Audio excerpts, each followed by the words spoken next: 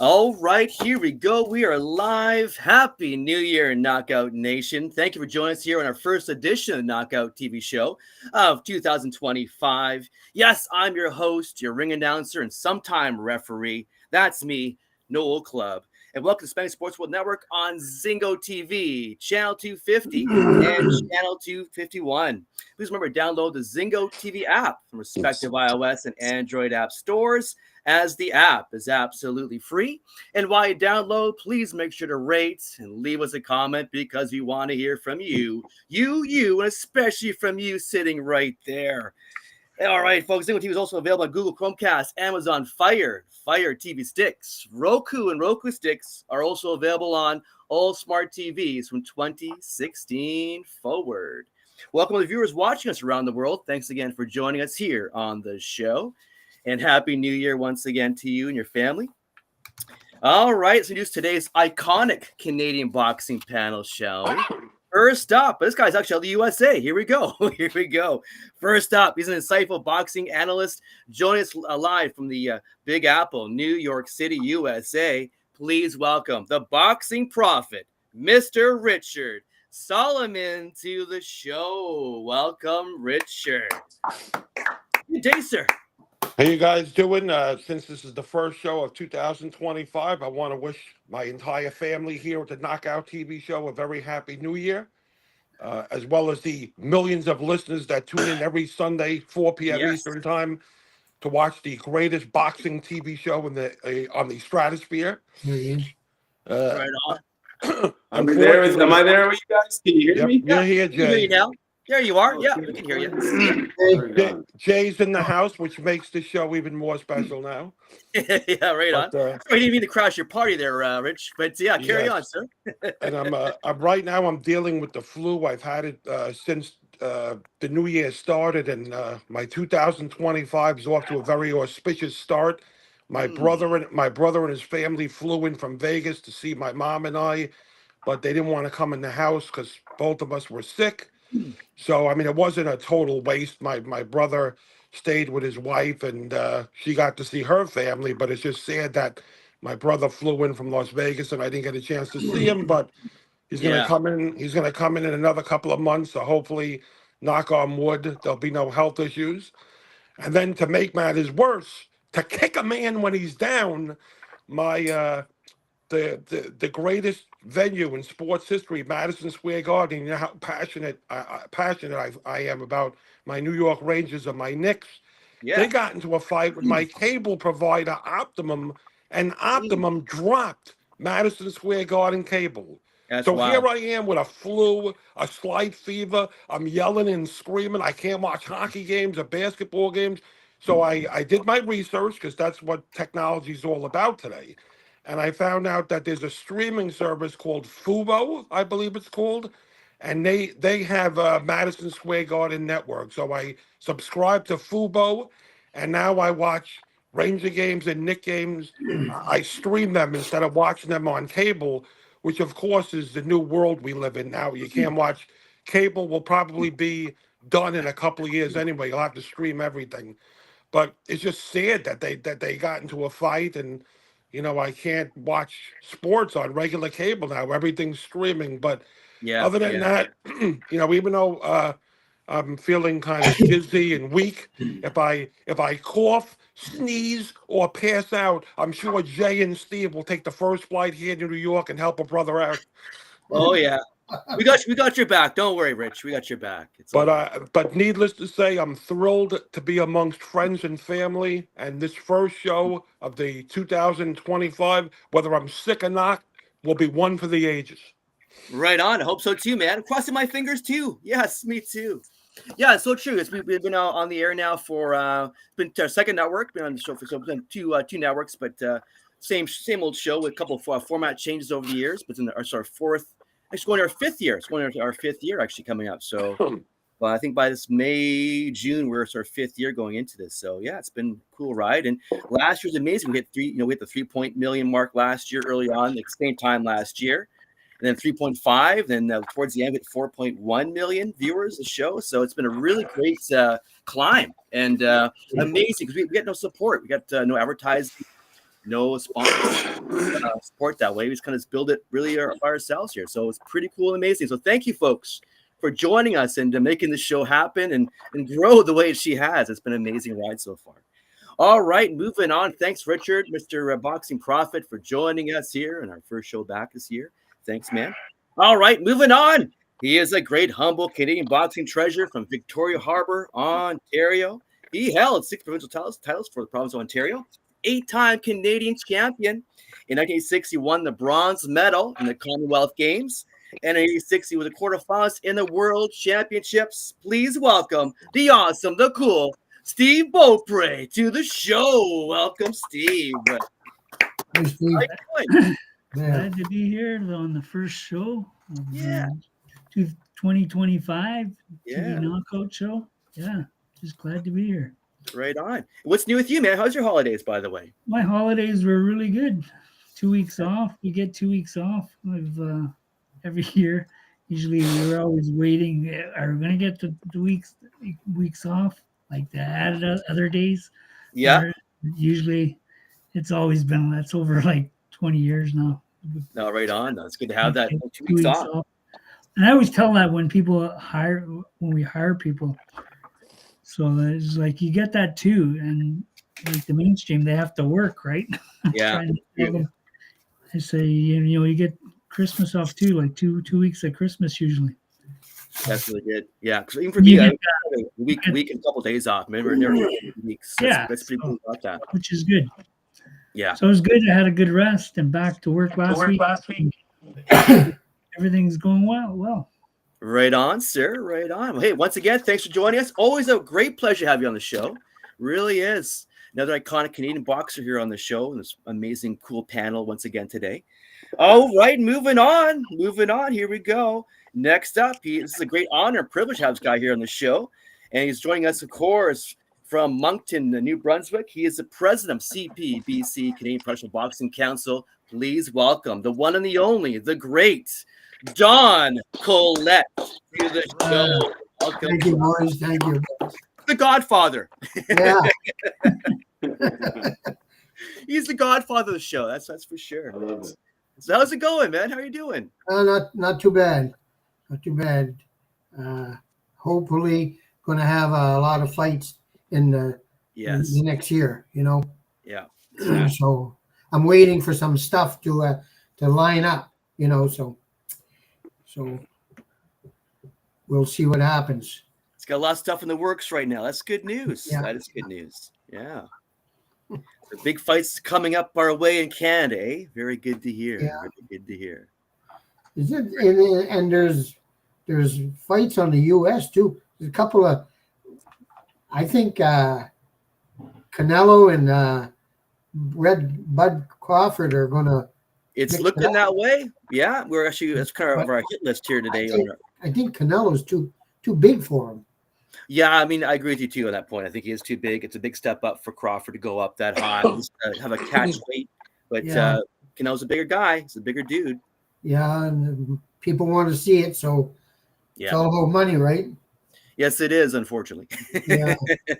Yeah. Which is more than just that, but for us it is. For us it is here on the panel. But of course, the bottom line, name of the game is it's the money of the day. It makes things move and makes things happen. But, yeah, exactly. Very, very true. Very true. Hey, once again, real privilege and honor to have you here on the show again, sir. Thank Really you. good to have you on. Appreciate it. I'll get you back on the show again. Like, it's really great for us too. Thank you. All right, moving on. Next, he's a former CPBC Canadian heavyweight champion, 3-time, that is, Canadian heavyweight champion. He's a longtime bodyguard for major celebrities. He's also appeared in 11 movies over the years and TV series.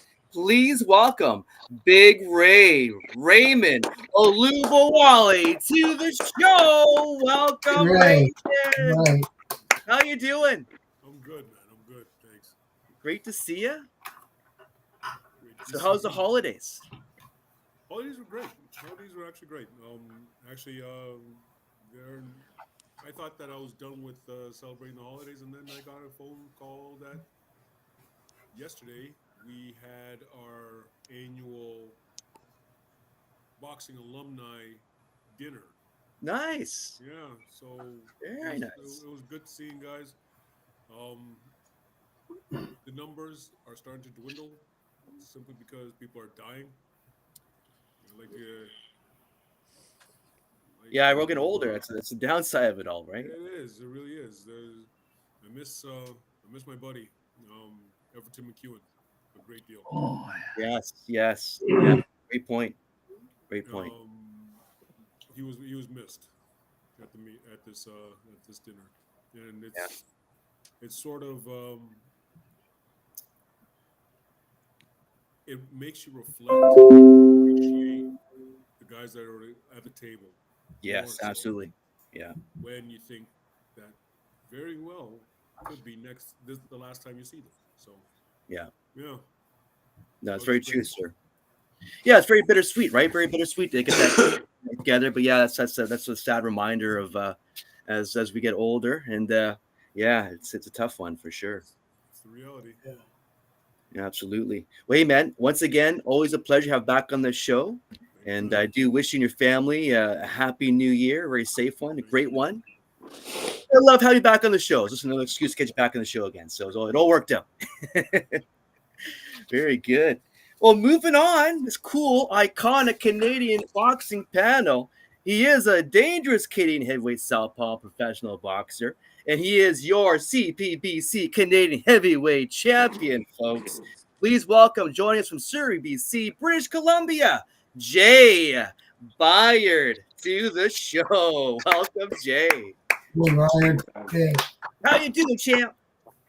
I'm good, man. Happy holidays. Happy New holidays. Year to the gentlemen on the panel. I missed you guys. I missed the show. Right on. Yeah, we're off for a few weeks there, so here we're back again. Right on. Yeah.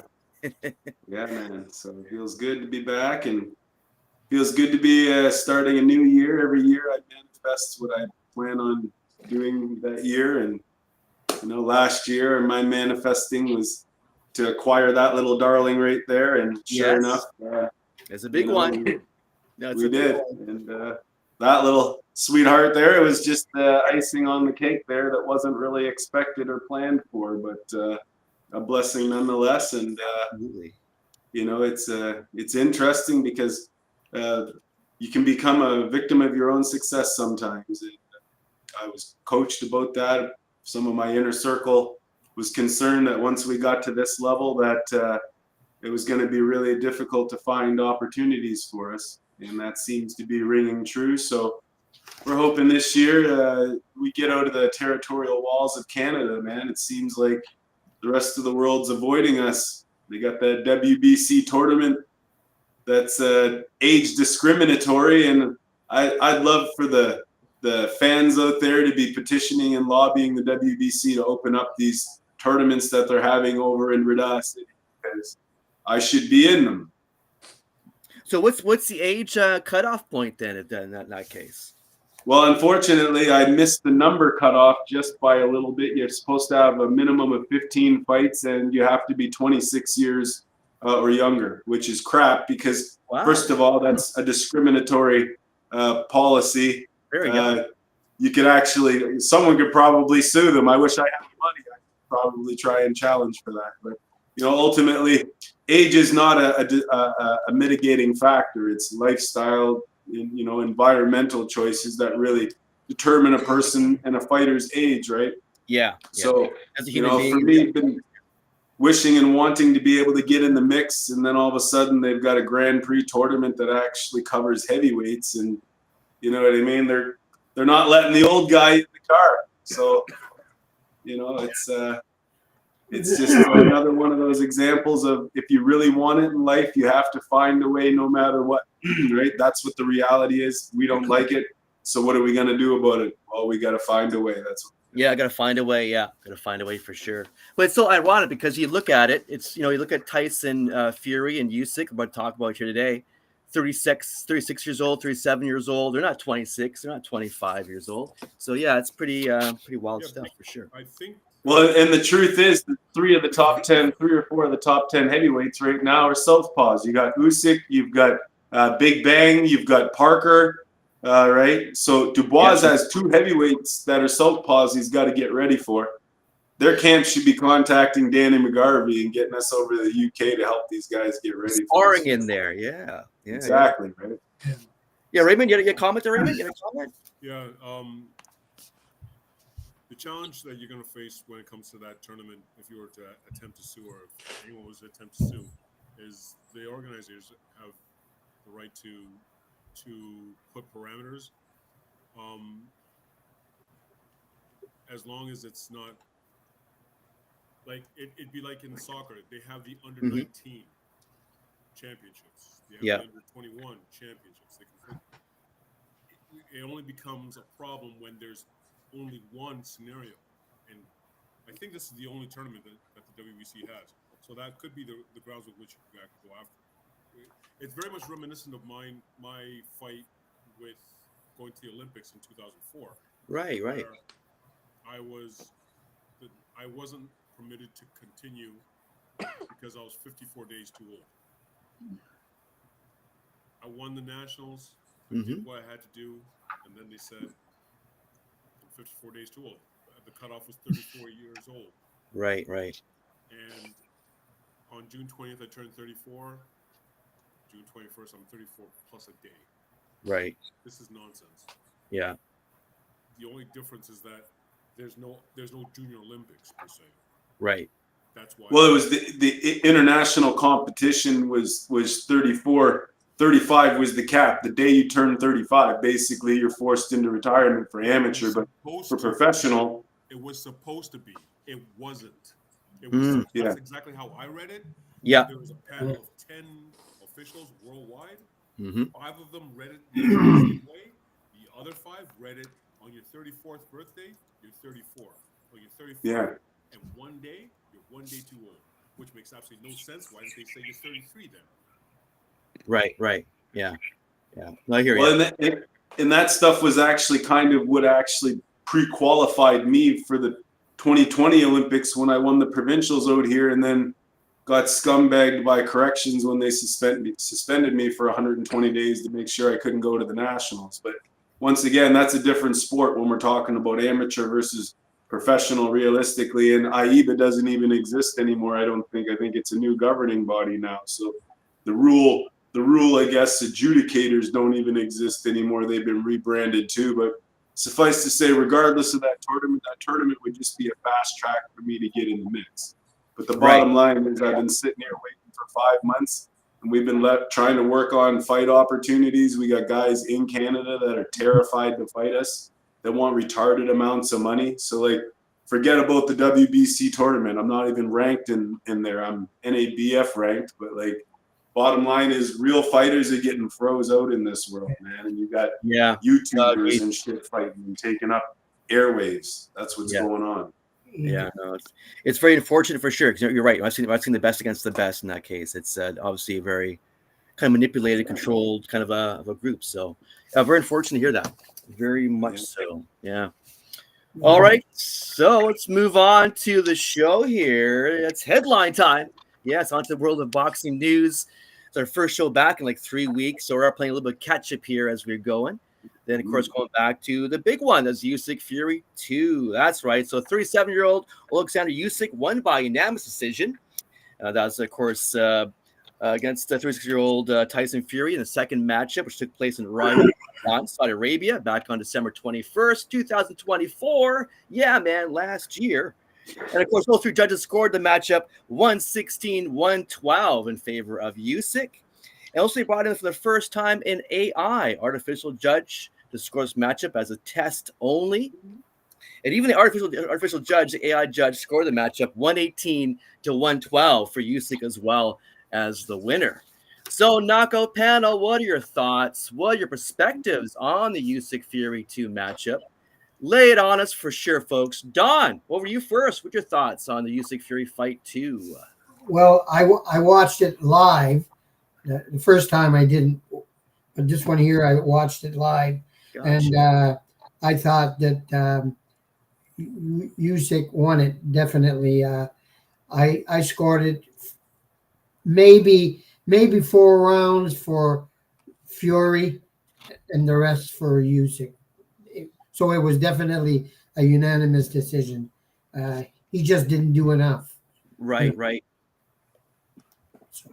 Yeah, I gotcha. So there's not enough output in this case, to win that one. And he was supposed to be always he was bragging he was supposed to be destroyed his guy this time, Fury, and it was he didn't do any more than he did the first time. It was a repeat in my eyes too. I thought. Yeah, pretty much. So. Yeah. And also, too, to add on to the point here, like Fury came in at 278 in the first matchup, and he came at 281. Came at 281 pounds on the second one. I thought let's have the same approach again, the same strategy all over again. Try to lean on the guys. Like, that's not going to work against Usyk. This guy's too smart. He's too sharp. Spin around the block too many times. Yeah. Wrong approach. And they do it a second time. To me, it's really kind of bizarre, if anything. All that money for training, get the best resources, the best coaching. That's the best strategy to come up with. It kind of blew my mind. It blew my mind. But anyway, yeah, thanks, John. The what do you call that? The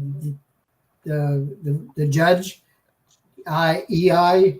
Oh, the AI judge. Yeah, AI judge. I think that was what, 18 to 12? Yeah, 118 to 112. Yeah, for Usyk as well. Which could have went at that either. It could have went okay. That would have been a good call. Yeah. But I scored it, like I said, 4 rounds for Fury, and that's debatable. And the rest was for Usyk. I mean, he won it clearly. Yeah, I agree with you completely. You did win it clearly in my eyes too. Absolutely. Jay, what's your thoughts? Usyk Fury 2. What's your thoughts? Well, I wish that you had a little teleprompter up there behind you that you could re-roll like our predictions and stuff like that. Me too, man. Because like literally it went down exactly how I said it was. I was like, you know what? It's going to be an Usyk decision. He's going to be even more dominant than he was last time. I don't see him knocking out Fury. I see him getting a decisive win. History generally repeats itself in professional boxing, particularly when it comes to wins, especially when it comes to knockouts. I think it's like 88%, I think, of people that have knocked somebody out actually win the second fight. I think it's something like 82%, I think, of wins outright end up getting it the second time around as well. Yeah. So, there's a reason for that. There's a lot of reasons that go into that, but there's definitely reasons for that, right? Whether it be psyche, whether it be, the external sources that can come into play, right? But, in both instances, it was still pretty obvious to me that the want was for Fury to win the fight, right? He's the more, I guess, he's the character out of the two, right? Usyk's the consummate professional that's not going to be embroiled in scandals. He's going to go put his pants on one leg at a time and go do his work. You know what I mean? And he's very once again, I think you could do that fight 99 times, and I think 99 times Usyk wins that fight. I mean, same result. I agree. Hey, I think so. They shouldn't fight again. They shouldn't fight again. I agree too. I agree. No triology here. They won't. There's nobody that wants to pay to see that. I think contractually they're going to. Yeah.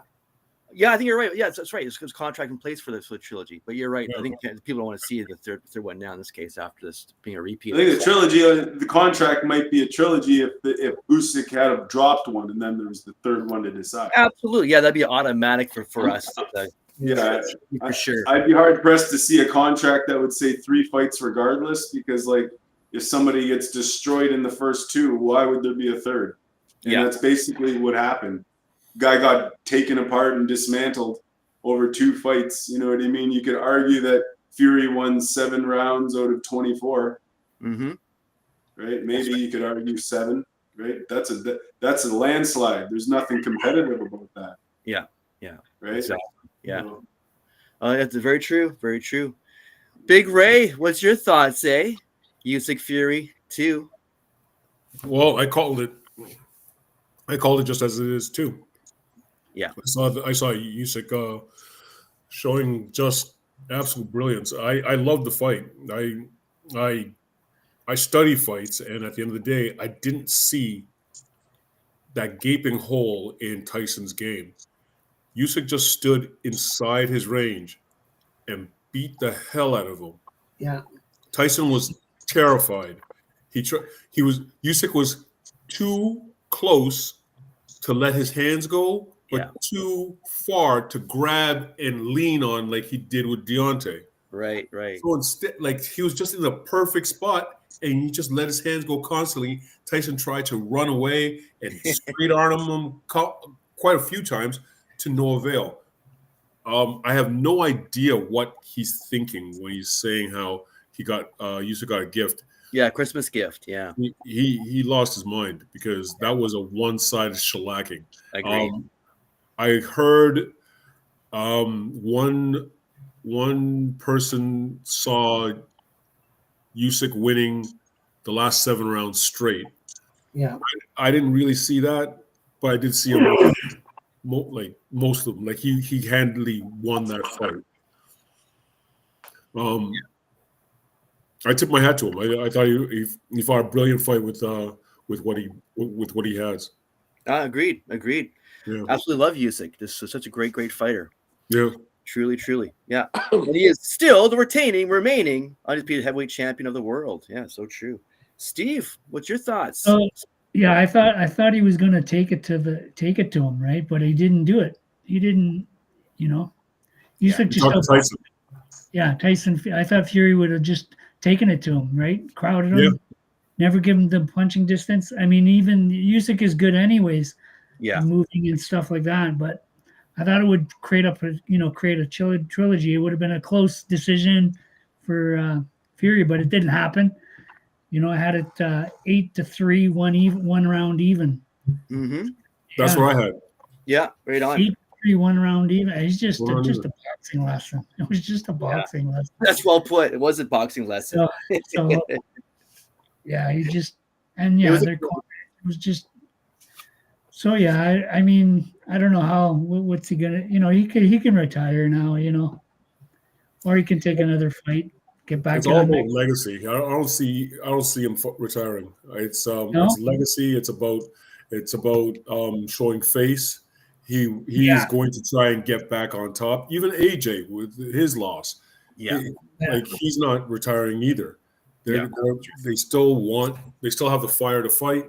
They still feel they have the ability to fight, and they still feel that they are able to beat Usyk. Right. They're not going anywhere. Yeah, no, very true. That's very likely now to happen because we're going to touch on this possibly later on if we have enough time. Is AJ against Fury? That could happen now in this new year at some point in time after this whole thing now blown over this year. So it's very likely to happen too. Yeah, it's going to happen, of course, in the UK and most likely Wembley Stadium in London, England, if that deal is signed and done. Which I think it's very likely to happen. But that's just my perspective. All right, over to the boxing prophet. Richard, what's your thoughts? Usyk Fury, number 2. Yeah, like Raymond and Jaye, I predicted that Usyk would dominate Fury. I went so far as to say he would get the stoppage, but I don't think Usyk was in there to get the stoppage. I thought from the get-go he was in the fight to dominate Fury and win a decision. Any knowledgeable boxing fan who watched the rematch, they know that Tyson Fury's punch resistance isn't there. In the first fight, I thought the first fight was a war. It was a lot closer. I actually had Usyk winning the first fight 7 rounds to 5, but with the knockdown, I had him winning by 3 points. The rematch, I had him winning 116-112. But I also thought that it was a lot of what Fury didn't do than what Usyk did do. And the fact of the matter remains that Tyson Fury, whether you love him or hate him, he's on the back nine of his career. Like I said, his punch resistance is kind of gone, and his hand speed and his reflexes are gone. And when I made my prediction, I stated that Usyk would land a straight left at will, which he did the whole entire fight. And Tyson Fury in the rematch was there just to knock out Usyk. He should have thrown uppercuts.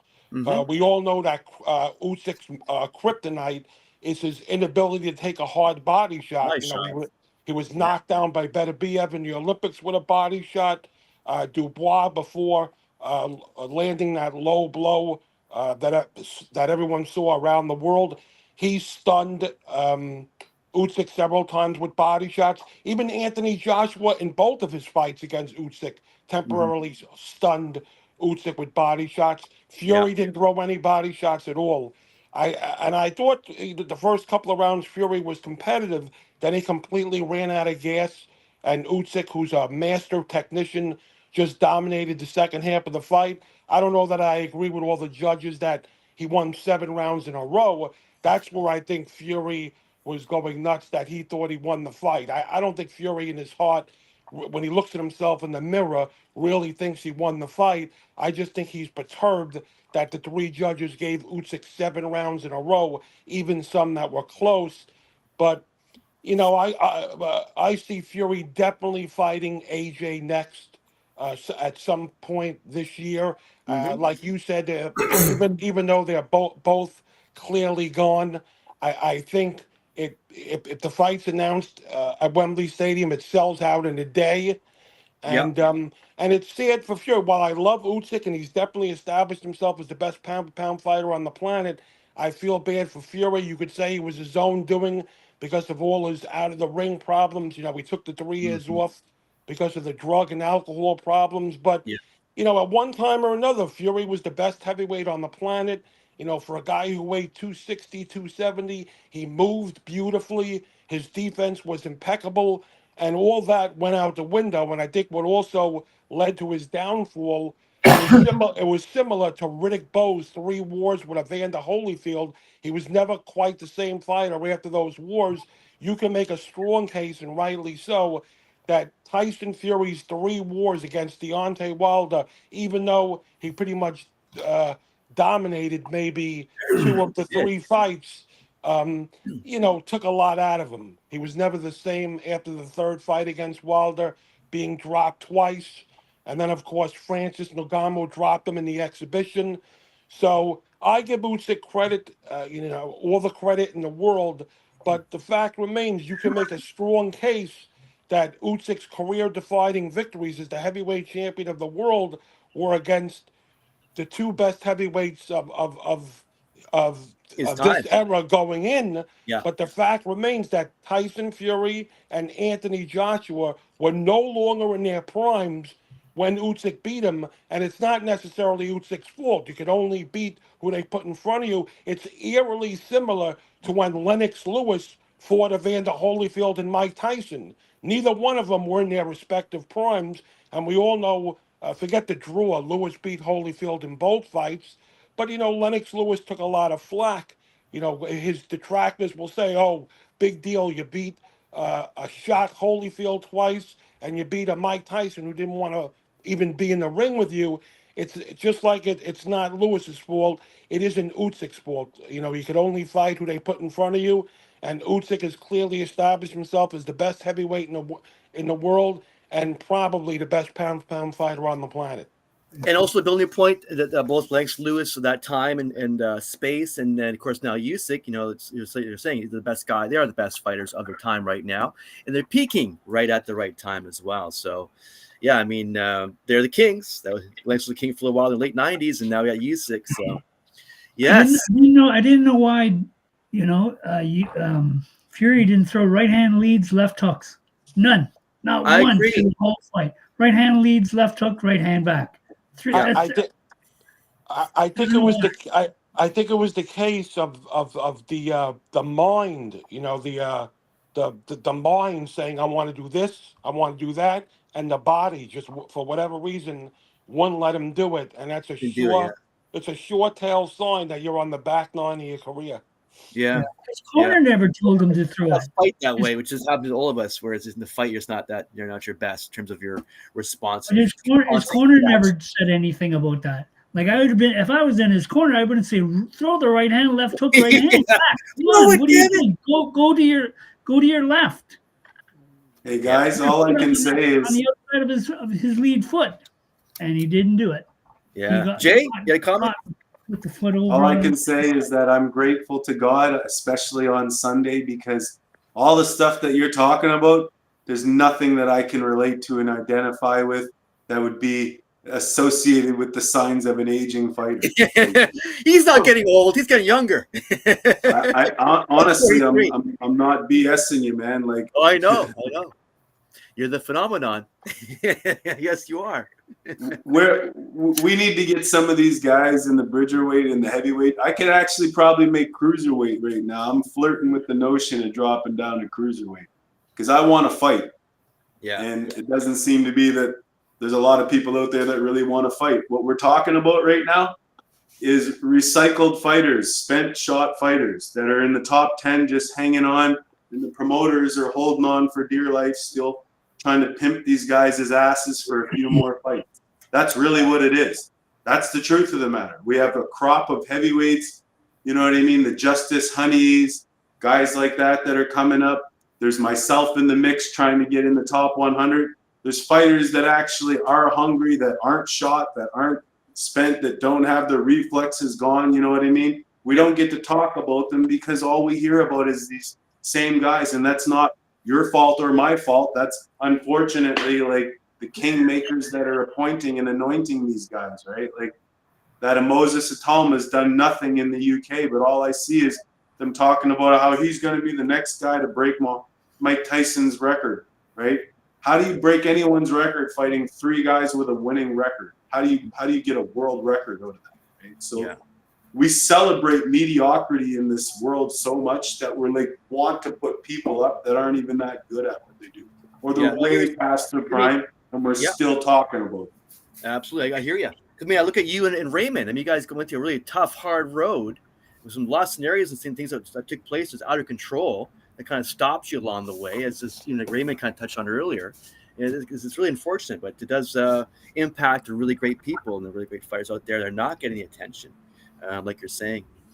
Very unfortunate. Not just myself. There's droves of fighters out there right now that are training in gyms that don't belong to a promotional company, that are hungry, that have decent records, that want to be in there, right? But for whatever reason, they've been deemed as not selling tickets, or they're not in the good standing of that promoter, or whatever the case may be, or they're just flat out dangerous, and these promoters don't want to put their so-called prospects in there with them, right? But I think the fans and the people that watch shows like this and watch boxing as a whole, they need to start complaining. They need to start holding these guys accountable, man, and stop putting a garbage product out there and force the best to fight the best, or tell them to get out of the sport. Amen.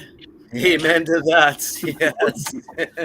One thing I don't know why the heavyweight there, Ruiz. Andrew, yes. Why is that guy not in the mix? He should be fighting AJ or Tyson Fury or any of those 3 or 4 guys. Exactly. I think because he's fat and he never takes his conditioning seriously. Lately, but he's amazing. In the last since he fluked and won the world title, that's basically what's happened. But he's amazing. He's absolutely, his skill set is like, you can't take anything away from him. He has good power, not great. He has good power. He has fantastic hand speed, and his IQ isn't bad. It's actually rather high. So, but he has horrible conditioning and he has terrible discipline. If you have no discipline as a fighter, then nobody cares how great you are, because your discipline is your work ethic, right? But he gets the W. He gets the W. He beat up He was lucky to beat King Kong. His last fight against Luis Ortiz, he fought like a 75-year-old Luis Ortiz, and the only reason he beat Ortiz is because Ortiz is so chinny he got dropped 5 times. Ortiz beat him on every facet of that game except having a chin. The very fact he dropped him 5 times, others couldn't. Ruiz dropped King Kong Luis Ortiz 5 times, but he was getting his ass beat, outboxed all day long by a 100-year-old Luis Ortiz. That's probably why, Don, you don't see Ruiz Jr., because he was in tough against a 100-year-old Cuban that has no chin. Okay. I think you're underestimating or under-regulating how amazing Luis Ortiz was. He had a phenomenal amateur career. He had Oh yeah. extensive amateur career. And Absolutely, but that's then, why when he came as a pro, when he turned pro, he was destroying everybody until absolutely, which is why I'm saying he Deontay. has no chin left, brother. I'm not taking anything away from Ortiz. I'm saying the reality is whether we like it or not, right? If you don't have a chin in boxing, right, then your career's over, right? And if you're fighting a guy that doesn't have a chin and you beat the guy, but you only beat him because he doesn't have a chin, then the people that are looking at boxing that understand like pre-fight synopsis, the whole 9 yards, right? Like how to match fights. They're looking at that and saying, you know what? You beat fucking King Kong because he's 100 years old and you dropped him 5 times. You take those 5 knockdowns off the scorecards and you got fucking. I know you can't, but I'm saying like the reality is that if the fight played out the same way and those 5 knockdowns didn't happen, fucking King Kong beat him all day long. Okay, so now if you go back with that, see, first and foremost, I totally disagree. My favorite fighters of all time don't have a chin. Don't have a chin. Interesting. No. Roy Jones Jr., once his speed left him, you saw he doesn't have a chin. Right. Tommy the Hitman Hearns, when he went up against... There's an asterisk there. Roy's chin, basically, once his chin was exposed, he was over. He wasn't Roy anymore. But he didn't... His chin never got exposed until it got exposed. Okay, that's my point. That's my point. And especially, but he was no longer the same guy. If you know that you have no chin, you have to up your game, your boxing game, to hide it. And that's what. But he didn't, and neither did King Kong. Like these guys got exposed, and then their chin was in order to cover up for that, you have to elevate your skill and your speed. Precisely. Get around that. Like Tommy Hitman Hearns, he didn't have the greatest chin, but I think he's one of the most phenomenal fighters of all time. Of the Fab Four, he's my favorite. He's my guy. When you look at even Vladimir Klitschko, he doesn't have a chin, but 10-year dominance, you can't take that away from him. Yeah, you can't take that. He's literally one of the greatest. But that's a different topic though, because we're talking about Andrew Ruiz and why he's not in the mix now, and the reason he's not in the mix is because he fought a guy that has no chin, and he just beat the guy only because he has no chin. But what I'm saying is, you're undermining Ortiz. You know, I'm saying Ortiz, if he doesn't have a chin, I don't necessarily think that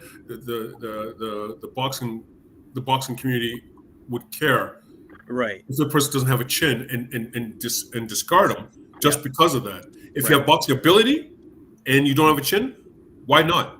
I would love to see. Well, I disagree. Look at the fight between Roy Jones. He would be fighting right now. Look at the fight between Tommy Hearns and Sugar Ray Leonard, the first fight. Mm-hmm. Yeah. Tommy was winning that fight. Tommy was winning that whole fight. Yep. And then in the 13th round, he got clipped. He survived but you know what? round, only to get destroyed in the 14th. He had that fight. So in the event that you say, if taking from what you said, let's take out the knockout, then what? Sugar Ray? No, he didn't get knocked out. He didn't get knocked out by him. He got dropped 5 times in the decision, right? But basically, King Kong Ortiz lost the fight because he got dropped 5 times. But he landed more punches. He threw more punches. He was controlling the action, but he got caught with shots that, like, boom, like, how did you get dropped by a jab? You know what I mean? So, like, his chin failed him, not his skills and ability.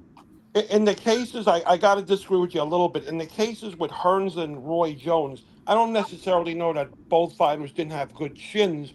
I think it was that they both had, bad stamina, and for Hearns especially, it was his legs. I think he completely overtrained. It's well documented. He overtrained in the first fight against Leonard. He was dominating the whole fight, and then he was just exhausted. And that's clipped. how Leonard stopped him. You could see and don't forget, with Roy Jones, he moved all the way up to heavyweight and came down to light heavyweight to face Tarver. So I just think his body wasn't there in the fight against Tarver. But sorry, go on. Right, and with after that he was just a shot fighter. I totally discount Roy Jones Jr.'s last 5 or 6 losses as a pro because he was completely shocked. And any C- fighter could have probably beaten him. But with Hearns, you saw it against Iran Barkley. The legs weren't there. And Right. sometimes, people misconstrue not having legs for not having a chin. If somebody doesn't have a chin, they don't get up. Thomas Hearns got up after being knocked down by Hagler.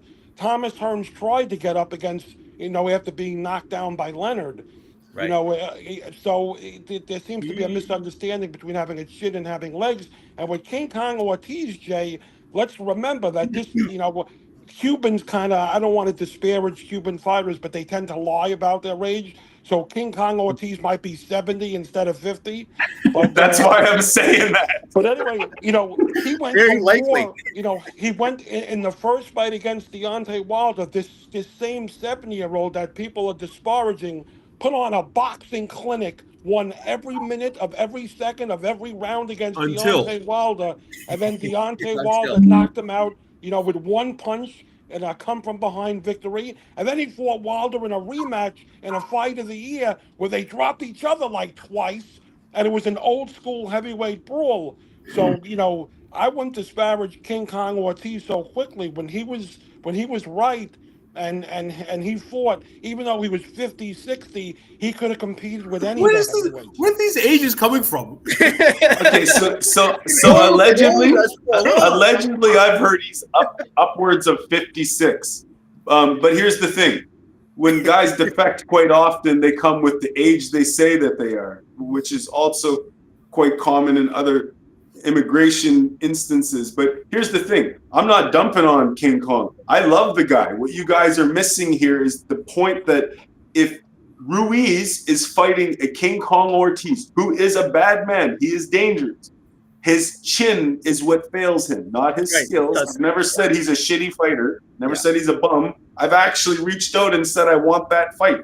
I actually reached out to him personally and said I want that fight. So what I'm saying to you is, when you fight a guy that's skilled and dangerous in boxing, right? Our chin doesn't get better in time.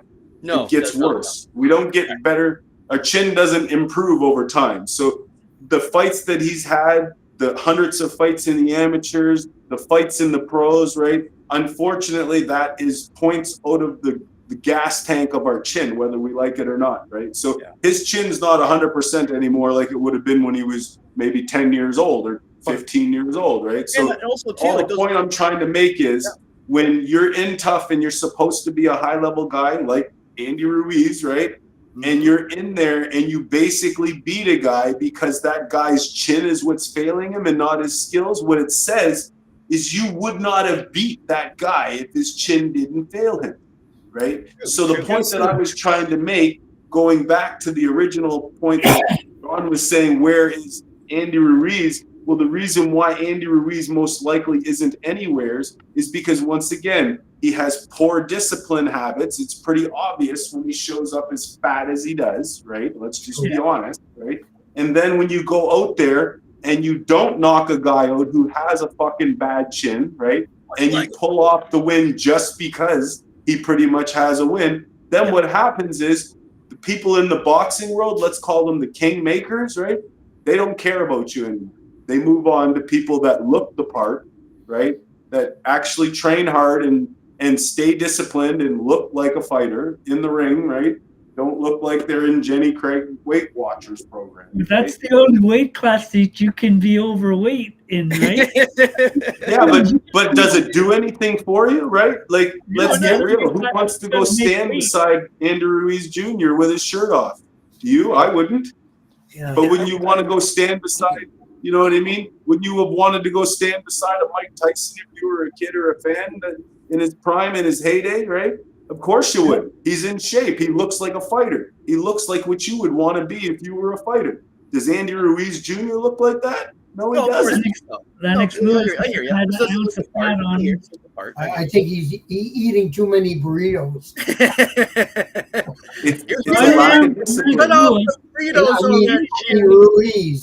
He wasn't in shape, and he was at the World Championship, and he lost because he wasn't in shape. And a guy, a little Bulgarian that was a little husky, right? I would, he carried a little bit of that weight, and he beat him. He out hustled him, and he won a decision, a split decision. But still, he out hustled him because Lennox wasn't in shape. And after that, Lennox learned his lesson. Yeah. I can't come to tournaments not being in shape. And you didn't know if he was in shape because he didn't have an ounce of fat on him. Okay. Yeah, that's right, eh? Discipline, boys and girls, discipline. But you And got also- to be disciplined. Yeah. Like Absolutely. Jay was saying, like Steve was saying, sometimes obviously you can't teach someone how to take a punch. They either have it in or not. Yeah, But sometimes, not given, really. but sometimes it's about conditioning. And the best example I can think of is look at Arturo Gatti. When Arturo Gatti was in shape, may he rest in peace. When Arturo Gatti was in shape, how many wars did you see Gotti, who in the later part of his career, it's ironically enough, in the beginning part of his career, Gotti was an accomplished boxer, but then he started going to the bars and drinking and had all these late night parties, and he became a brawler. But we've seen him in so many Fight of the Year candidates where he was hit with 15 punch combinations, and you're like, it was straight out of a Rocky movie. I thought to myself, Keeps what in coming the at world is keeping this man up? And then in other fights against He gets lesser dangerous. opponents, you know, he was floored by lesser opponents in his other fights because he probably didn't take training camp seriously, went out with the ladies, you know, partied a lot. And so a lot of it has to do with conditioning, not necessarily, you know, not being able to take a punch. I think if you're conditioned more properly, you probably could take a punch better, or you have a better chance. That's problem in our sport is more wear and tear in our sport over time. When you have like tough fights, it's gonna wear on your body, whether you realize it or not, or except for wear on your body. So how many like those fighters, the fighters you get that just keep coming, and you've hit them with everything, everything that can sink. and they get dangerous, man. They get dangerous when they get hit. They get my god. Yeah, that is scary. That is scary. It's scary, right? And I've been even in the amateurs. You fighting a guy, he keeps coming. He doesn't have the skill, but you're trying to, and all you can do is get those 3 knockdown. You know, the 3 in the amateurs. Try to get the 3 or 4 knockdown, 8 counts, and then to stop them, right? Yeah, exactly. They keep coming. They keep coming at you. Those kind of guys are so true. They're scary dudes. So I know it's going to affect them later, but yeah, that's right. And that's so true about our sport. That's the wear and tear of our sport as you get older. And you know, tough fights, it kind of wears us on our body way more. And of course, never mind the brain, but the body more so.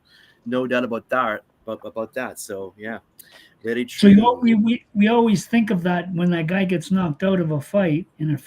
How is he going to be the next fight? Yeah, that's why to get an easier fight or fight that's he's gonna help him with his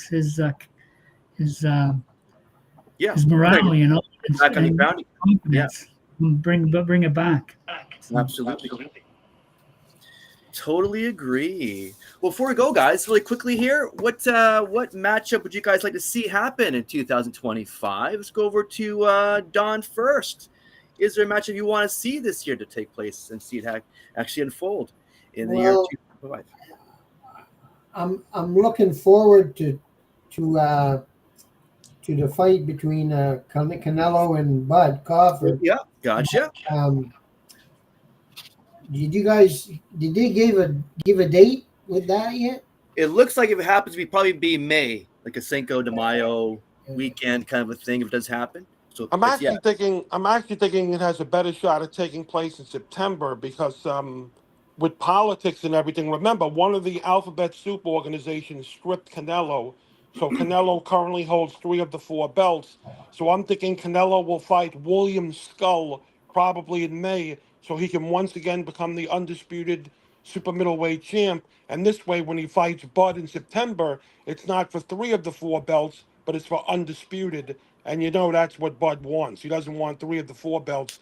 He wants to be undisputed. So, look, I'm thinking, and this is just, I didn't read this or hear this, but it's just my opinion that you'll see Canelo against William Skull in May, and then if he fights Bud at all, it'll be in September. Yeah. Well, we shall see, eh? We shall see. Steve, what do you think? What's your fight of the year? It has to happen this year. I'd like to see Fury and Joshua. Yeah. Yeah, I'd like to see that one go. You know, I've been talking about that one for a while, but Yeah. I'd like to see them go at it. I could see it happen now with the way things unfolded last while with Usyk and Fury. That could Yeah. definitely happen this year. And Or next Canelo year. and Bud would be good too. Yeah, agreed. Jay, what would be your fight of the year you want to see happen 2025? This year, I think you got to see Zemetic Atikatakis or whatever his name is on Lee Baxter Promotions, managed by Billy Martin, fighting Jay Byard for an international title. There you Smoke go. wanted, son. You guys grow a pair, get the fuck out of boxing. I've been calling you out. I've been embarrassing you. I've been humiliating you. If you have any pride, if you have a ball sack between your legs, pardon my language, take the fight. Make it happen. We've been trying to. Right That's the on. fight Get I out wanna see. there. Get the message. Everybody out there, make Shot. sure you call for that. You know these guys in Ontario, you tell them, call in, call Lee Baxter, tell them you got a guy in your gym that's hiding out and Billy Martin's protecting him from Jay Byard. We want to see that fight. Oh, there you go. More infighting here happening here in the province of Ontario. Well, if you're not going to fight, just fucking announce that you've retired from boxing and I'll stop bullying because I'm not a bully. I am not a bully. I'm a guy that wants a fight. And if these guys call themselves fighters, then they should actually want to fight somebody that wants to fight them. But they don't want to fight me because they don't like me. Because they're scared. Can't disagree with you. Can't disagree with you as well. Yeah. Big Ray, they declined to fight because they heard I was sparring with you. Yeah, you know how many rounds we did. We did 2 fucking rounds. Wow. These cowards, right, didn't want to fight me because I sparred with Big Ray. Yeah, I wouldn't call that sparring. We got the thread too. Trust me, we got the thread on that. Oh, that's pretty funny. That's pretty funny. Yeah. Oh, God. So that's what we want to see, guys. I love you guys. Right on. And over to Big Ray. What fight do you want to see happen this year, man? Apparently, I want to see that fight. Yes, you do. Me too. Oh, right on. And That's finally over to I'm sorry, you have a That's comment exciting, there? you know. Like I want to see some kind of like fire in Canadian boxing. Well, we got the fire right here on the show. That's for sure. I like that. Oh, that's for sure. And over. I'm gonna put it this way. I'm gonna send this to those guys personally afterwards. I'm gonna copy the link to the show and send it to them. And tell them too that there's at least 3.5 people have seen this message. So at least 3.5 million people have heard me call you out. It's time to contract. Don, make it happen. There you go. Make it happen. Yes. Make it happen. Well, Yes. it's you called out. it's not up to me. I'm just. Hey, eye of the time. There's a million promoters out there. There's a million promoters. There's at least 10 in Canada that could make that fight all day. Yeah. So. Yeah, get Don in the action and make us very happy here on the show, right? The belt's there waiting. Ray as a sparring partner again. That's right. That's right. So sorry.